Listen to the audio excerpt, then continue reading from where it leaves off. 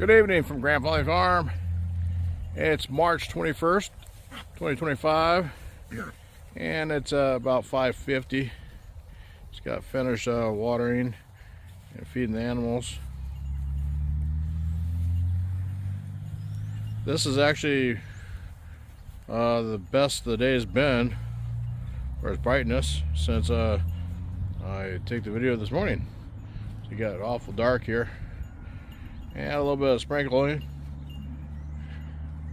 It's supposed to be rain, and it hasn't yet, which is fine with me. Sure is dark though.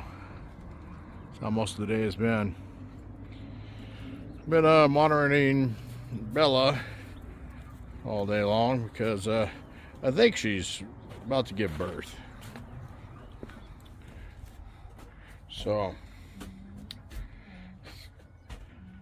keep an eye on her, so hopefully she gives birth. Even better if it was tomorrow or this evening before it actually gets totally dark. We have light out here, but so walking down here in the dark or driving the cart in the dark is not a good thing. So come on, Bella, pop out some babies. The chickens are starting to produce more eggs, which is good.